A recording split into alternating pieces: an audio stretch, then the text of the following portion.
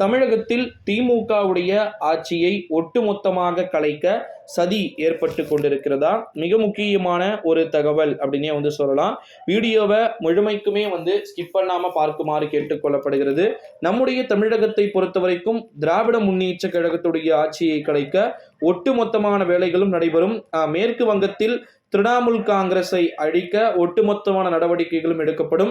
அடுத்ததாக கேரளாவில் ஏற்கனவே திருச்சூர் தொகுதியில் பார்த்தீங்கன்னா வெற்றியை பெற்றிருக்கிறது பாரதிய ஜனதா கட்சி.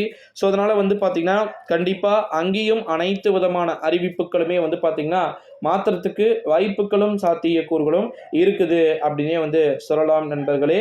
இந்த ஒரு சூழ்நிலையில தான் தமிழகத்தில் திமுகவுடைய ஆட்சியை கலைக்க அனைத்து விதமான விஷயங்களும் செஞ்சுக்கிட்டு இருக்க வாய்ப்பு இருக்கு. கேரளாவை பொறுத்த வரைக்கும் கிட்டத்தட்ட பாத்தீங்கன்னா காங்கிரஸ் உடைய அந்த மீள் உருவாக்கம்ன்றது மிகப்பெரிய ஒரு எழுச்சியை பாத்தீங்கன்னா ஏற்படுத்துறத நம்மளால பார்க்க முடிகிறது. கிட்டத்தட்ட ஒரு 18 தொகுதிகள்ல 17 தொகுதிகள்ல காங்கிரஸ் அங்க தன்னுடைய வெற்றியை அதீதமா நிலைநிறுத்தி இருக்கிறாங்க. ஓகேங்களா? இந்த ஒரு சூழ்நிலையில தான் அடுத்த முறை மேபி கேரளாவில் காங்கிரஸ் உடைய கவர்மெண்ட் வரத்துக்கு வாய்ப்புகள் மிகவும் அதிகமா இருக்குது அப்படின்னே சொல்லப்படுகிறது. பிஜேபி வரத்துக்கு சான்சஸ் ரொம்பவே கம்மி அப்படின்றத நம்ம உறுதியா சொல்லிவிடலாம். இந்த ஒரு சூழ்நிலையில தான் நம்முடைய டிஎம்கேவை பொறுத்த வரைக்கும் மிக மிக முக்கியமான திருப்பத்தை ஏற்படுத்துகின்ற சூழல்கள் உறுதியாக பாத்தீங்கன்னா தென்படுகிறது அப்படின்னே சொல்லலாம் நண்பர்களே. திமுகவுடைய ஆட்சியை கலைக்க மோடி அடுத்தடுத்த பாத்தீங்கன்னா அஸ்திரங்களை எய்வதற்கு வாய்ப்புகள் இருக்கு.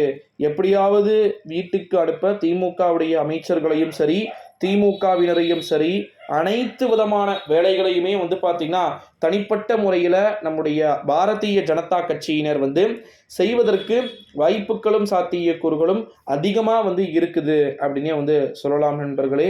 2024ஆம் ஆண்டு நாடாளுமன்றத்துடைய தேர்தல் முடிந்ததுடைய விளைவை பிஜேபியின் எதிர்ப்பு அலைன்னு பார்த்தாலும் கூட சட்டமன்றத்தில் ஸ்டாலினுடைய எதிர்ப்பு அலை தான் பதில் சொல்லும். ஸோ அப்பேற்பட்ட சட்டமன்றத்தில் ஸ்டாலினுடைய எதிர்ப்பு அலை எப்பேற்பட்ட மாற்றங்களை உருவாக்கி கொடுக்க போகுதுன்றத நம்மளும் தொடர்ந்து வெயிட் பண்ணி தான் பார்க்கணும் நண்பர்களே. தமிழ்நாட்டில் திமுகவுடைய ஆட்சியை கலைக்க அனைத்து விதமான ஏற்பாடுகளையும் மோடியே தனிப்பட்ட முறையில் செய்கிறாரான்றத நம்ம வெயிட் பண்ணி தான் பார்க்கணும் நண்பர்களே.